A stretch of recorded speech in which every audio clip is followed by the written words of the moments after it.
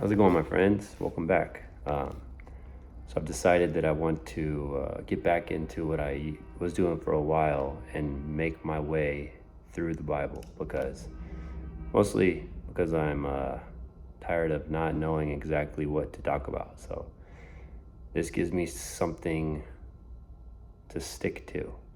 And I always advise people when they want to start reading the Bible for the first time, they should always start in John, the book of John.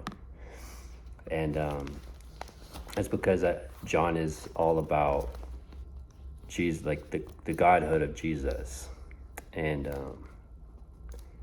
I think it's an important place to start. And so that's what I'm going to do. I'm going to start in John 1:1, and we're going to go through Revelation and then get into the Old Testament. And I think I left off in Genesis 36 or 37, and so I'll probably pick up where I left off last time I was going to do this, but then I stopped doing it for whatever reason. And so that being said, I'm excited to just continue to get back into the Through the Bible series, because it blessed me tremendously doing that, and I think it can bless you as well. That being said, I don't know how long I'm going to read. I don't know. I don't have pre-planned notes or anything. I'm just going to say what I do know, and I'm going to talk about things that come to my mind as they come up. And if I have a question about a text, then maybe I'll write it down and then make another separate video explaining that text, which I think could be very helpful.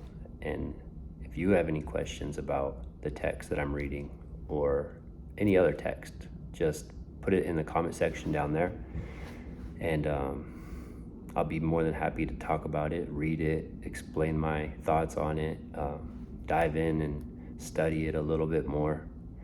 But yeah, this was my heart in the beginning, and I want to get back to this, and this gives me something to do every day, and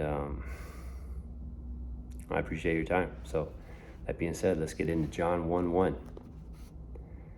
And this is my little Bible here, just at work. This is just the ESV, English Standard Version, which I like. I like the ESV. I don't have any preference in versions. My favorite is probably the NASB, but this is a close second. I like the New King James. I like the King James. I tend to always go back to the King James. Look, realistically, if you have a Bible, read it. That's the first thing. People get too hung up on what version to read. It's like, just read the Bible.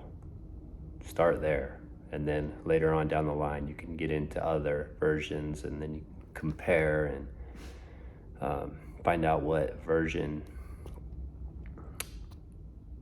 you enjoy the most.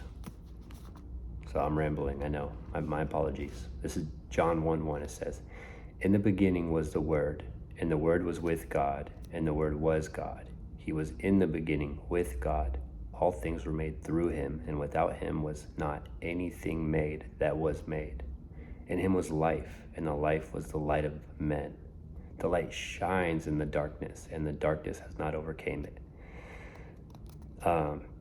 This is one of the most amazing verses in the entire Bible. Because like I said, John is all about the godhood of Jesus. And here it starts out saying, "The Word became flesh." Jesus is the Word. In this Word is Logos.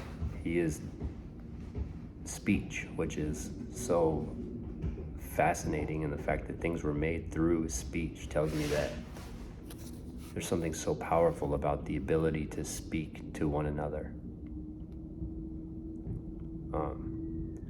I probably will do a deep dive just on,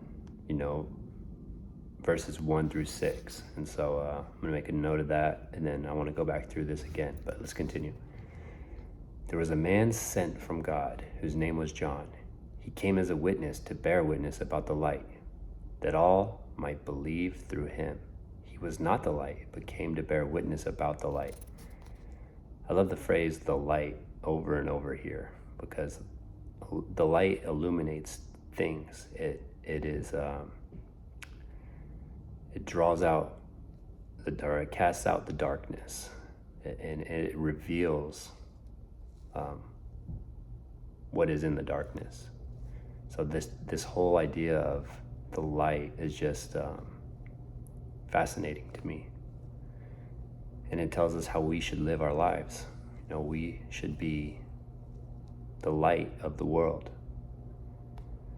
The true light, this is verse 9, the true light which gives light to everyone was coming into the world. He was in the world, and the world was made through him, yet the world did not know him. He came to his own, and his own people did not receive him. But all who did receive him, who believed in his name, he gave the right to become children of God, who were born not of blood, nor of the will of the flesh, nor of the will of man, but of God. This is a beautiful picture of God's coming to save God's chosen children. And that word chosen is kind of taboo sometimes, because there's a debate about, whether you're elect or not elect. That's maybe past what I want to get into right now. But this is just saying that you have a choice ultimately. God came to reveal himself to the world, and you can either choose him or not. He makes it so easy for us. And it's just a great reminder of that. And the Word became flesh and dwelt among us, and we have seen his glory. Glory as of the only Son from the Father, full of grace and truth. That's how we should be speaking to people. A lot of people want to speak with only grace, but they leave out the truth part. Or people want to speak with only truths, but they leave out the grace part. And when you do that, you leave people feeling either angry or puffed up. When you're only speaking grace, you're only trying to be nice to everybody. They don't ever hear the truth. And sometimes we need the truth, the harsh truth. But it's how we speak to people that will draw people to Jesus. And Jesus demonstrated this so well. And we'll get into that a little bit later. But I love that. We need to speak with people as Jesus did, full of grace and truth. This is verse 15. John bore witness about him and cried out, "This was he of whom I said, 'He who comes after me ranks before me, because he was before me.'